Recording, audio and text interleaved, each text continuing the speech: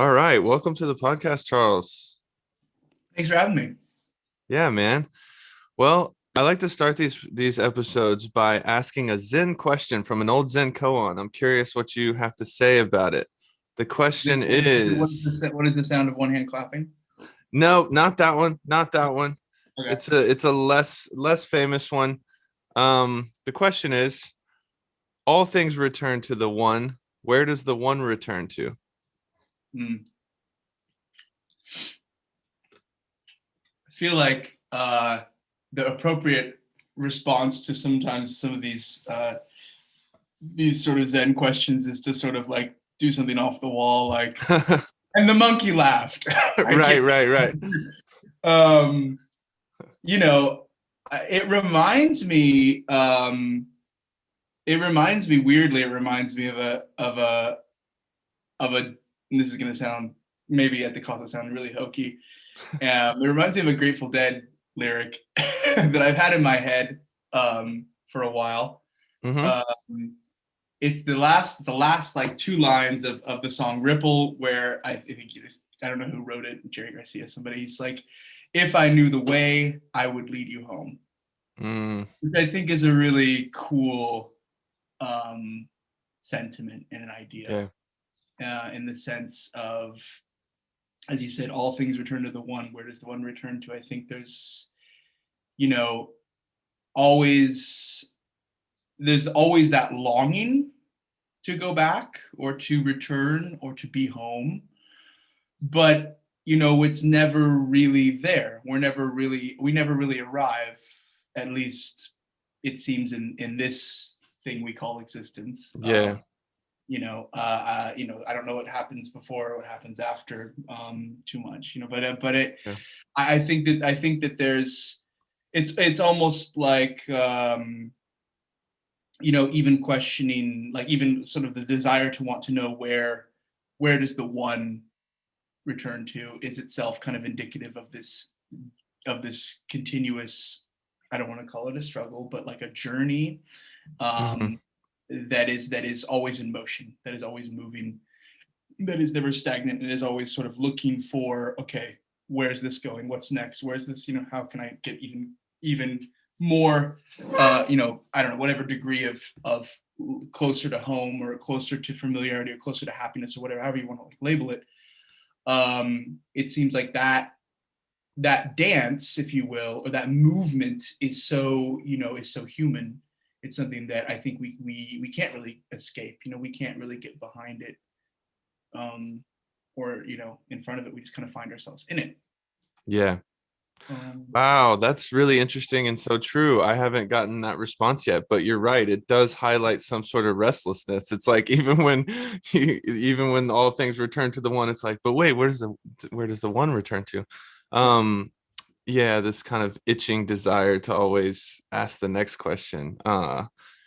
And before I ask another, before we get into some other stuff, just based on what you said, it made me want to ask you, do you feel like you've ever fully returned in some existential or spiritual sense? um, I don't think so. I don't think I've ever felt that way, in the sense of like, sort of knowing, or having some level of certitude that, okay, I've arrived. Like, there's not anything left. There's not anything Hmm. next. I've always kind of felt, but what's strange about returning, and this is what's strange about going back to places that are familiar, or this concept of familiarity, or this concept of even maybe closely related to belonging, or like being where you need to be. It's often, for me, at least in my experiences in my life, I often am um, completely overwhelmed with this feeling of like, ooh, I'm close to where I need to be, or like I'm kind of like in that area of the familiar, when I don't ever expect it. It's seldom the case that, if I'm trying to go home, metaphorically speaking, Hmm. if I'm trying to go there, it's seldom the case that I arrive. However, when I'm not looking, when I'm sort of unawares, when I'm sort of, I give you an example. And this has happened to me a couple times. When I've been on vacation in Spain, and I don't know what it is about Spain, and I don't ever intend it to be like this, but it's happened on two different occasions on two different trips there. I've had this profound feeling of just like, it's right. This is where I need to be. This feels like, it's like I've been there before. I know it. It feels comfortable. It feels happy. It's all of those positive things I think that we associate with returning home. Even though, I mean, I don't have any real significant relationship with Spain. You couldn't really say like, oh, your grandmother's from there, or you have this history of being there. I mean, Mhm. there's really, it kind of jumps out of nowhere, but it's so profound. Yeah. And I've of course, I think as all humans have, we've tried to belong in certain places, and we've tried to put ourselves in certain places, but I never quite get the authentic feeling that I get when I just suddenly find myself at home. And maybe it's Mhm. that kind of finding yourself suddenly at peace or at rest, or that sort of, that really genuine feeling that's all just washes over you. It is so much Mhm. more profound in its maybe in it's fleeting perhaps, but it's so much more profound than spending your life or years or whatever trying to be where you want to be, and it's like, oh, I gotta be this person and this job and this place, and then I get it, I got it, Yeah. but that never seems to work. Like that Yeah. never really seems. That's like an endless kind of like buffet of like, you can Right. never get enough. Um, Wow. Yeah, yeah. I mean, I think there's a lot of truth to that. And I think I've felt that way. It reminds me of the whole, in Buddhism, there's this argument over sudden awakening or gradual awakening. It's kind of similar to that. It's like if it's gradual awakening and you're saying, well, before you awaken you got to do this this and this, then like there's the danger of you're continuing to defer the awakening. yeah, But the sudden awakening is more of what you're talking about, in a way where it's not something you plan for. It's more immediate and spontaneous, and it's hard to explain how that happens, but it seems to often happen more that way than the other way. yeah, Good stuff. Thanks, Charles. Yeah, so I want to dive in a little bit to your upbringing, if that's all right. of course. um I want to ask about how religious or non-religious your childhood was. Did you grow up in a religious family, religious context, or not? Uh, yeah, yes, I did. I mean, I was in religious institution parochial schools until I went to West Georgia, until I went to university. I was the traditional wear a uniform every day. We Mm-hmm. went to mass. I guess at least once a week.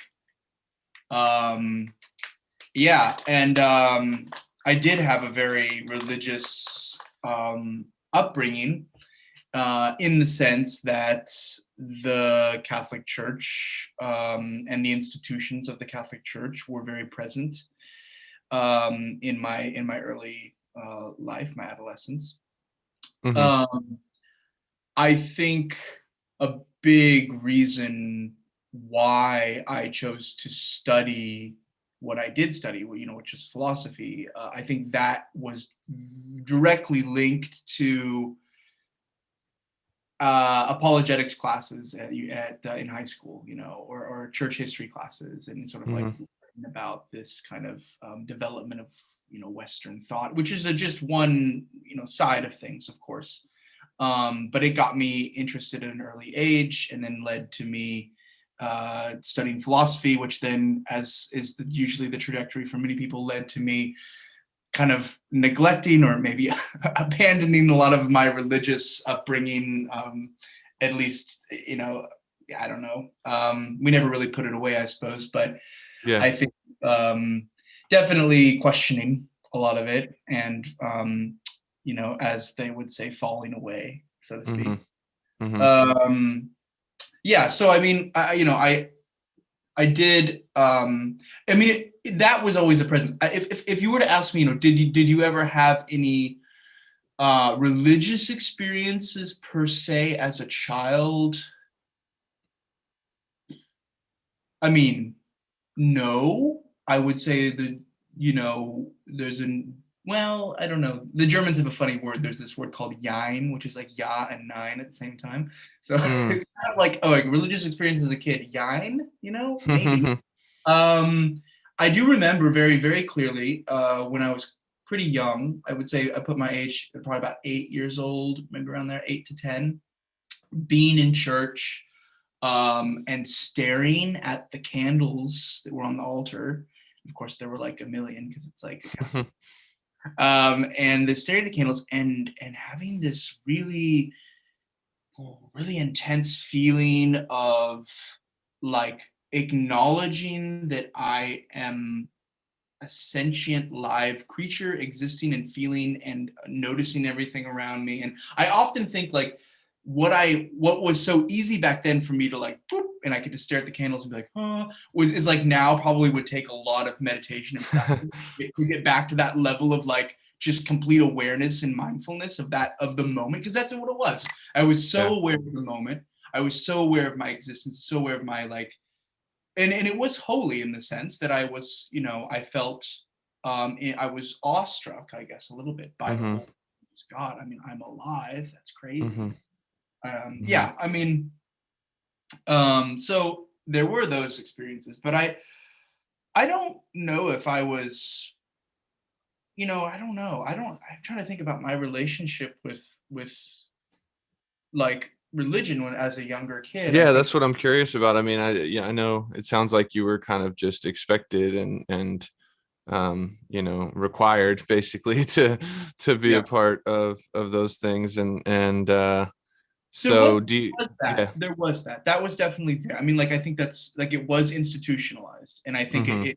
it because of the fact that I was at a school like that really Mhm. pushed that kind of side of the religion. I will say this though, I have been since early on, and even today, I think questions of or issues or problems of right, wrong, good, evil, morality, these have like always kind of been in my mind. And I think they were then at that time as well, to Mhm. maybe a less formed degree perhaps than they are now. Um, but they were definitely there. And I do remember as a kid, I did like I memorized the prayer of Saint Francis, which I Mhm. think I still perhaps recite. I had this like, I know it was all very Catholic, right? Like I had this kind of like formulaic, like when I would go to bed, I say this prayer and I say this prayer, and when I get up in the morning, I say this prayer and I say this prayer, and that was supported by the routine of the school and the church, and it was all very like habitual, which I think a lot of the Catholic way of faith is like that. Mhm. And no, there's nothing wrong with that as well. I was definitely more into it back then than I am now, I Yeah. think. Um, When you were young, like when you were praying by yourself, or did you ever feel like you felt the presence of the divine or anything like that? um, I mean, if I have to pause and think about it, I would say probably not. Right. If I did, I would probably like remember that. Right. Um, I don't think I did. Hmm. No. Well, as far as the morality stuff, do you feel like how early was it that you started questioning whether the morality that you were being taught through Catholicism, you might not completely be on board with all of it? Or maybe you didn't feel that Um, way. I don't know. I think it was. I think it was probably more towards high school. I mean, I think it was more when I started to grow into my body and into myself as a person, and as, and sexually and maturing and that kind of thing, and noticing, like noticing that just certain things that I had been taught, which made me feel good were, then I was told these were bad. Hmm. And then I felt very strange because I was confused, because then I thought, well, but why does God, who's supposed to be all powerful and all loving, want, why he's not trying to make us suffer, or he, Right. she, it's not trying to make us suffer. And then there's that whole conundrum. And I do remember, I think I'm kind of still stuck on this, like, did I have a feeling divine as a young child? I do remember this, and I think it's still a feeling that I get today. I don't know if I've ever felt the divine in a moment of prayer Mhm. or something like that, but I do, and ever since I've been a kid, I've noticed, like, I feel, and I guess we'll call it the divine, I feel this overwhelming sense of joy. And it's not just like, joy, I'm happy, but Mhm. like just exuberance of the soul when I see or experience or feel people loving each other. Like when I see two human beings, and it could be something like, simple, like giving this, watching someone put a blanket over someone who's cold, or Yeah. something really mundane like that, and it like wells up inside of me. And I felt that even as a kid, and I think, maybe connecting that to some feeling of the divine, or a divine manifestation, or at least the Mhm. divine feeling or speaking through my soul, or sort of like a window opening, if you will. That has definitely been that has definitely been with me. And even as a young kid, I remember thinking that. And that's what felt so weird about, I had these really nice feelings as a really young kid, and then I got older, and then the church became more like, oh, you don't do this and you don't do that. And then it kind of got confusing, because then I was like, well, but I felt so good, and this was what I assumed was divine and holy and right, and it felt so right and good, but now, I'm not supposed to feel good, I'm not supposed Right. Right. Right. to. Right. Yeah. Well, that's when it gets to the point where, at least in my experience, where it was like, okay, well, it's about the direct experience and not about the doctrine or the dogma. I have to trust my own personal intuition about this, kind of, rather than filter my perception of the divine through somebody else's, you know, rules or something. Yeah, yeah, yeah, Um, but yeah, I did want to ask you about the philosophy thing, and you brought it up. You said that, getting into philosophy was linked to maybe certain classes that you took in high school that made you curious about Western thought, or, the history of philosophy or Western philosophy. yeah, Um, and so, I mean, you got pretty deep in that. When I met you, I thought of you as a very philosophical person, which was great because I was as well. And yeah. I felt very fortunate to have you and Dave and Seppi around to talk to about that sort of thing. Um, Dave's Catholic, and by the way. Now, you know that? is he really? Converted to Catholicism. Yeah, What? yeah, That's kind of yeah, crazy, and I would love to talk to him about that. yeah. He would be good. He's a legend, man. He was one of the smartest dudes, smartest people I've ever talked to, really. Yeah, That's curious. I didn't see that coming. Okay. yeah. I didn't Well, either. well, I remember talking to him about you in the context of Catholicism one time, because I think you had some Catholic something in your room that I Yeah, saw one time, and it yeah, made me curious. And I asked Dave, I was like, is Charles a Christian or is he a Catholic? Like, and Dave couldn't completely answer that, but he said that, you had a history of it, a history that was linked to it. yeah.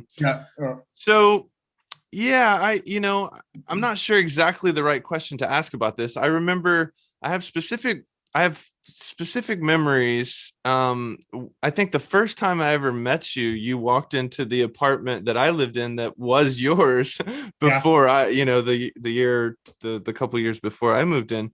right. And I was reading Rousseau, and you saw me reading that, and you asked if I basically told you I was an English major, and you made a joke about, oh, we lost another one to English, and like, instead of Yeah. me being a philosophy major. And then I Yeah. remember one time seeing you on campus, and we had a little dialogue about William Blake, and you revealed to me that you were a fan of Blake, and you quoted a few things. My favorite William Blake quote that I love is the tigers of experience are wiser than the horses of instruction. Mm, that's good.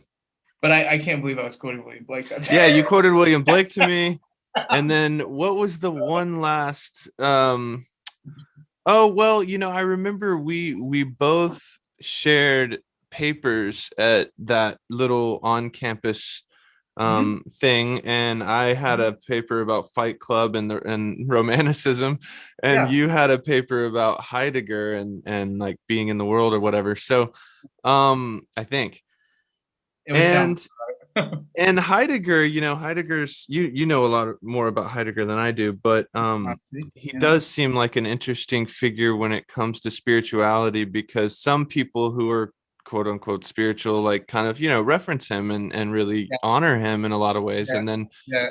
but so is there any, I don't know, how, I guess the question would be, how have all of your studies in philosophy kind of maybe affected your spirituality or the lack thereof? Um, well, I think that the studies in philosophy have, um, in a very, I think maybe sometimes it's obvious to some degree to some this depends on what kind of philosophy I suppose you like Mm-hmm. you like to study. But I think that my study of philosophy has strengthened my, at least, um my spirituality, or Mm-hmm. my cognizance of the level of kind of humility we as humans need to take in terms of like absolute knowledge, or pretend, or saying, or purporting to know more than we know. And I think that that movement of humility is, I think, a religious movement, because I think at the core of a lot of, and it's not just Catholicism or Christian religion, it's Oh, a lot of, sure, no.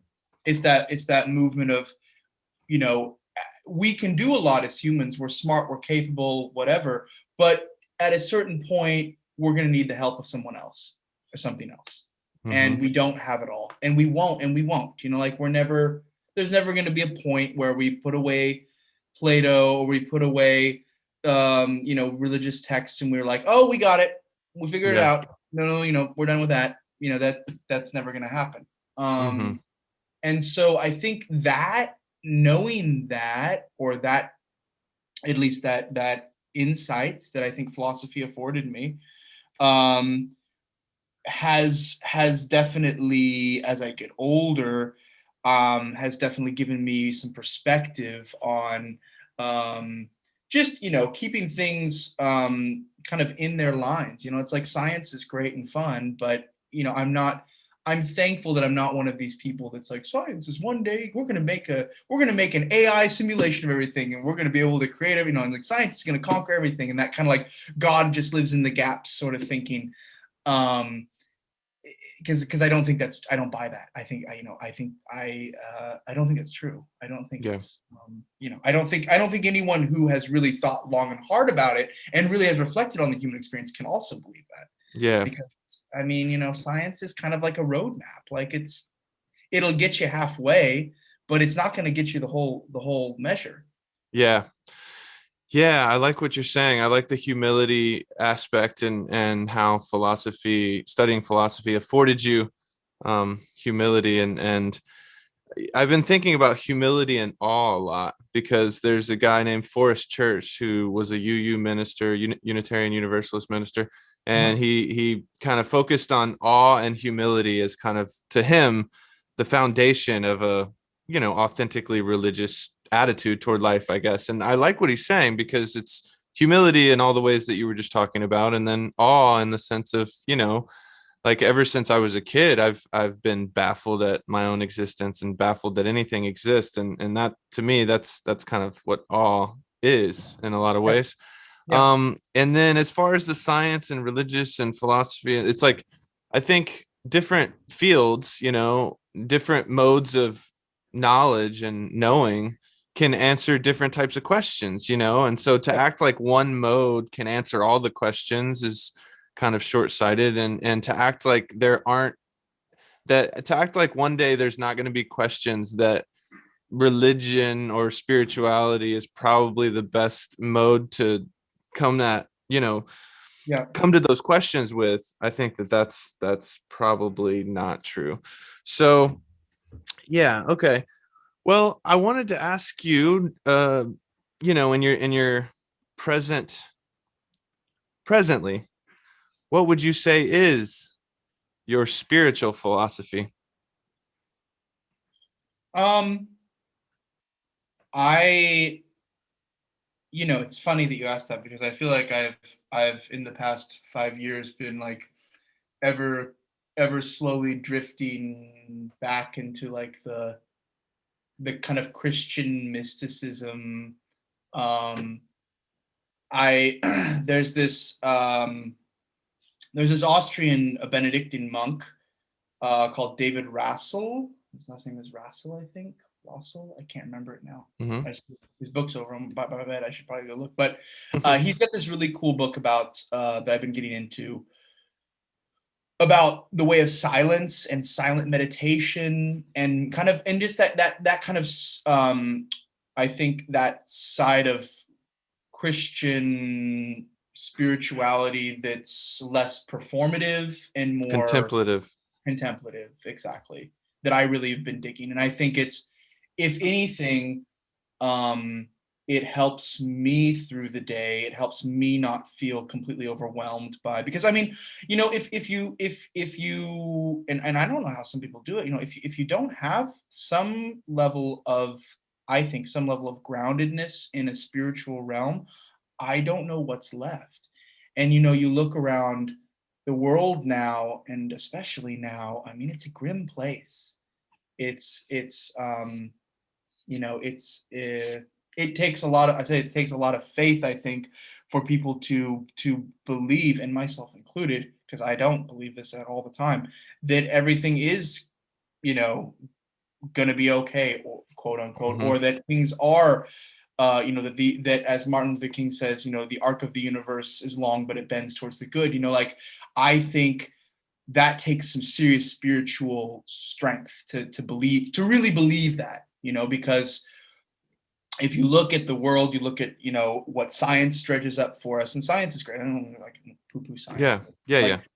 but you don't, it's kind of like it's a superficial replacement. It's kind of like in a hollow shell. Like, there's not much really left of substance there, I think.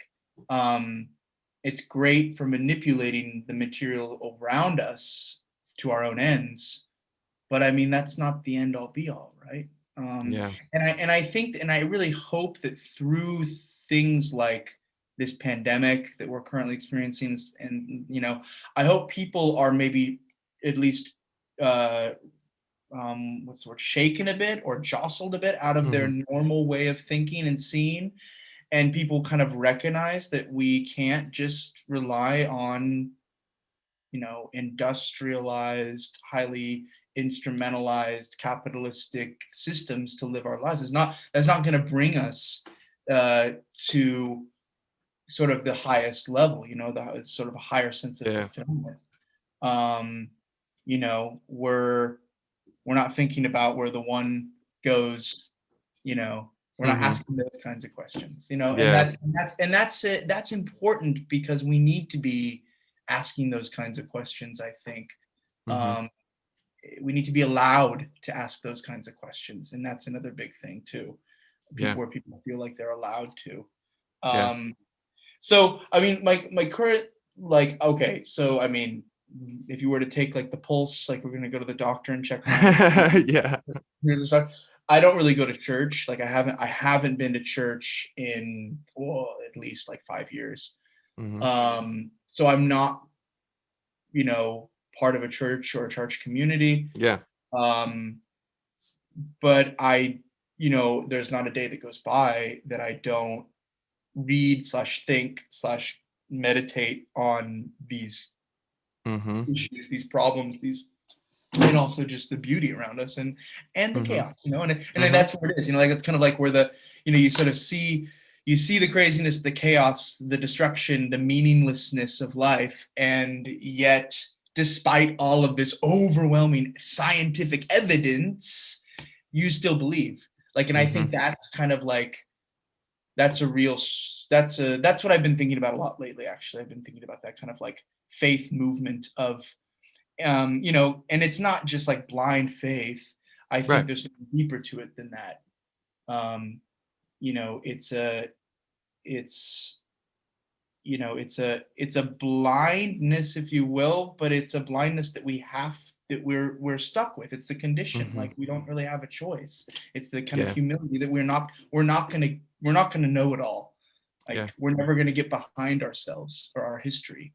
Mm-hmm. Um, and and I think we have to acknowledge that, and I think we have to look for, call it religion or spirituality, if you will, but look Mm-hmm. for more enriching avenues Mm-hmm. in to enrich ourselves and our spirits, Yeah. because I think that's an illness of our age. Like, I think that's a really big problem with a lot of people, myself included. I mean, it's easy for me to slip down this like rabbit hole of Oh yeah. anxiety and depression, and like, Sure. the world sucks, and Yeah. Oh yeah. Oh man, yeah, you hit on some good points there. One thing I wanted to say, I love Christian mysticism and that contemplative tradition and that whole embrace of silence, it's very similar to a lot of Eastern spirituality. Mhm. And I think that silence or stillness, I've been thinking of stillness a lot, and because the word stillness for some reason, like when I embrace whatever that means to me, and obviously it's not like a literal stillness. I don't have to be, my body doesn't have to be completely still. It's more of an inner stillness. Yeah. It's an inner stillness that kind of quiets down some of the chatter and the restlessness inside of me that, for thousands of years, so many spiritual traditions have realized the power of silence or stillness as a tool Mhm. for, call it the divine presence, to kind of manifest, or for you to cultivate a space where you can access that sort of thing. Yeah. And I've had direct experience with that, and I really like that mode. As far as the whole, notion of like the arc bends toward goodness, basically, you're right, it does require faith to believe that. I think that despite the chaos of the world and despite the meaninglessness that seems to pervade the world, um, we still, like you were saying earlier, if somebody, something as simple as somebody putting a blanket over somebody else can Yeah. almost bring us to tears sometimes. Yes. And Yes. that No. simplicity and love that is always there potentially, that that transcends the chaos and the meaninglessness and the coldness of science, and I Yeah. think that those kinds of breadcrumbs or something, Yeah.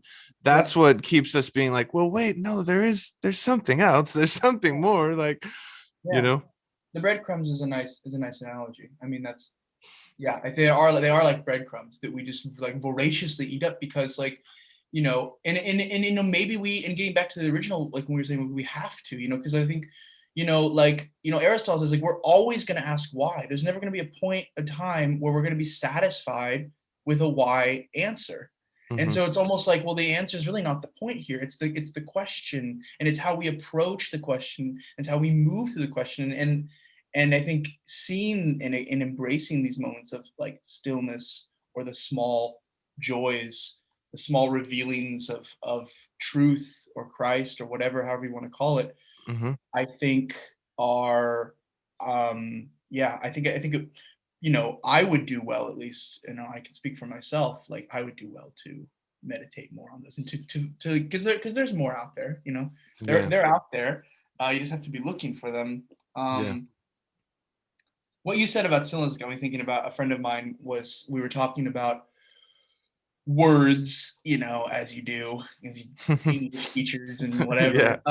And we were talking about the word alone, and the word also in German is allein, which is like all one. It's all ein. It's like all oneness.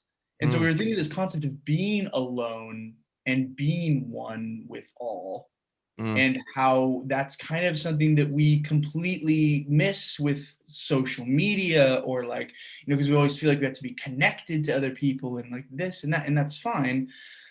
But also I think we're missing another bigger profound truth, that like we can also be at one with the world of being alone. We don't have to be like connected through some, online right. space. It's great that we can. It's great that we're having this conversation, Yeah. but it's maybe diverting our attention from another profound truth that is, getting neglected. And if thoughts aren't considered and thought about, they kind of tend to be forgotten. Mm, And then we have to reclaim them again. And that's a hmm. process. Yeah. Wow. Yeah. I think a lot about interdependence, and I think a lot about how everything is connected. And I am somebody who is always, as far as spirituality goes, like I lean more toward, well, how can we have spirituality in the world? I don't want to remove myself. I don't want to be, and part of that is because I do have a tendency to isolate myself. Like I kind of like to be alone, and Mhm. I like to embrace that and honor that, but I don't ever want to get too lost in that. Like I want to always kind of stay a little connected to the world. But Yeah. I totally see what you mean. And I think that especially in the age of social media where, you know, a lot of people's validation and stuff like that is dependent upon other people giving them feedback on social media or whatever, it can obviously be a really unhealthy mode of living that causes a lot of unnecessary suffering. And to Hmm. be okay with being alone, and to not only be okay with being alone but realize that in that space of aloneness or all oneness, um there you can actually contact God or Yeah. something that is, Yeah. bigger than some likes on social media. Right. um okay, well, as part of the last little leg here, something that I've been trying to remember to ask people, because it often doesn't get explicitly brought up in these conversations unless I bring it up, and it's something that I think about a lot, which Mhm. is magic. Magic the Magic is Gathering. something. What's that?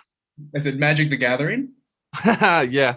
No, do you play Magic the Gathering? I do. Nice. Well, I you love can it. mention that too in your response, because that's It's a a big presence of part magic and in your part. life. Yeah. Right. Yeah. I've given it a try. I just never got too deep in it. Yeah. But yeah, just magic as a phenomenon, as a principle, as a that sort of thing. I'm curious, does magic play any role in your spirituality at all? Well, it's funny you asked that, because I had a friend growing up, back in Catholic school, and he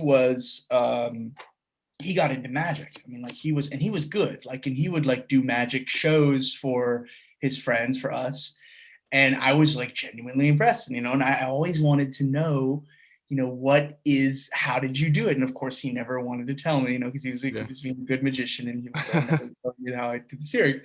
And mm, I remember being like, at that time, the lasting feeling was like, I have to be okay with not knowing, like this trick, like this magic. Okay, I have to be content. And then it's you get into this mind play. It's like, well, it has to resolve itself in the grounds of physics. So like there has to be something, you can go through this kind of like scientific, like, well, map it out this way.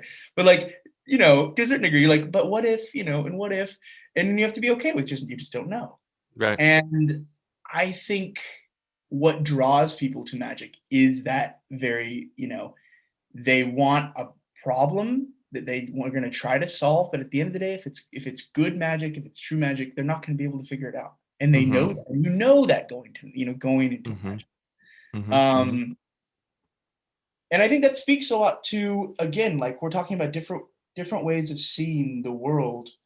We can be in the area where we're sort of like, everything's predictable, it's scientific, we know what's going on, there's no surprises. I think like the Radiohead song, "No alarms and no surprises." There's this way, Mm, or there's also a way where like it's okay to reside in the unknown. It's okay to reside in the forgotten, the alone, the like, just mm-hmm. meditating and being okay with your surroundings, and or getting really excited and happy at seeing small acts of human kindness. Like, Yep. and like, too bad, there's no Facebook for that. There's no like Right. social media for that. That's just happening in front of you. I had a really weird experience the other day. I was at the tram stop. I was waiting for the tram, and I saw all these like posters around me for like different businesses and like selling their services and blah blah blah. And I was thinking, because I'm like, I just got this company. I was like, well, I should advertise, around like on these polls or whatever. But then I also looked around a little bit closer, and everybody's on their phone. And I Mm-hmm. thought, I was like, well, like these Nobody's kinds of looking at the advertisements. these advertisements are obsolete. No one Right. looks at them anymore because no one looks around. Yeah. And I think that's kind of crazy. That But is crazy. I think like also there needs to be, we have a choice. Like we can choose to see the world in different ways. Mm-hmm.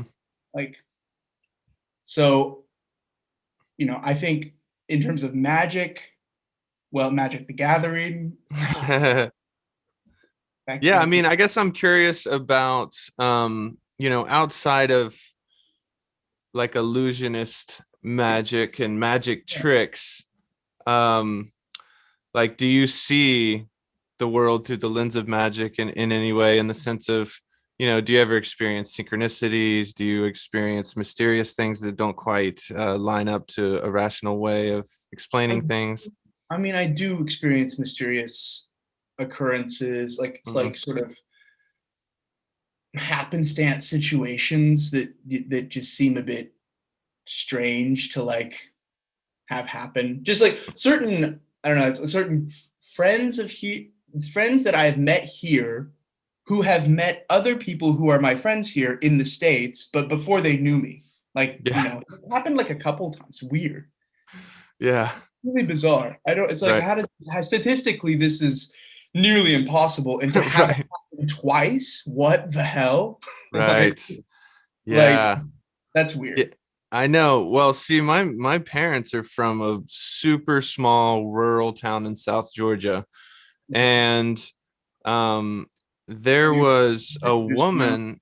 Yeah. Sorry, my battery is alerting me. There was a woman who lived the first apartment building I lived in LA. This, out of the countless apartment buildings in LA. Yeah. And there was a woman who lived in that building who I had actually never even spoken to, but she was at Georgia, my dog. She was at a funeral in the rural town in South Georgia, Uh-huh. a funeral that my parents were also at, and um, they somehow ended up talking to each other and found out that this woman lived in LA, and then somehow found out that she lived in the same building as That's me. crazy. And it's like, and that's just one example, but that reminded me of what you were saying. It's like very, very bonkers. It's the likelihood of that thing, the like it's just crazy. I And mean, who knows why? I think there are also certain, like there are certain miracles, I think, as well. Like, I mean, if you're Totally. speaking to magic, or I think to relate this to like religion and mysticism, I think there are also Yeah. miracles.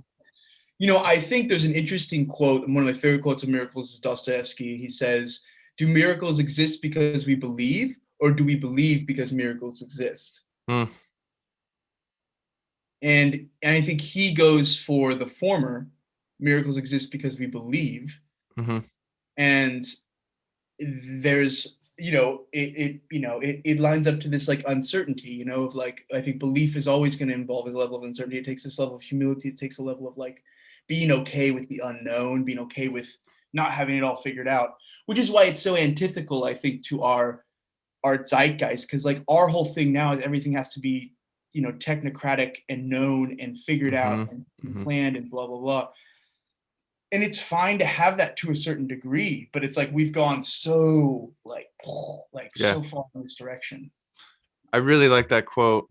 And oftentimes when it's like an either or situation like that, I take the middle way. I think that there's truth to both of those things, but Yeah. I think that belief and perception do shape our experience of reality. And I think that, there is something magical or mysterious in the sense of, when you really embrace the possibility of the miraculous or the synchronistic, that kind of stuff seems to crop up more in your life. I don't know why, but I think that there's something about the lens that you put on definitely affects your experience of reality. So, since I believe that, and I try to kind of curate my life in a way where I'm conscious of the fact that the belief system or perception that I'm using to see the world is affecting my experience. So I might as well have a beliefs and perceptions that make my life more aligned with what I want to get out of what I want to experience. Hmm. Hmm. So, well, Charles, I'm gonna have to get off here in a minute, but this was And super fun, man. this is really great. I really enjoyed this. This is like Yeah. we should do this more often. Yeah, we should, and every single guest I've had, I've told them like I want to do a part two. And because it always Yeah. seems like the first hour is just it's always awesome, but it like lays the foundation for a potential next conversation. I think you should Um, also think about having like a conversation with two people, or like having three hmm, people, like having that would be and cool. discussing something. That would be cool. You're right. That's a good idea. I'll think about that. All right. All right, Well, man. hey Hey, man, thanks a lot for being on this for real. of course. Have a good day, dude. This was Yeah. awesome. Yeah. Take care of yourself. Peace. See ya. See ya.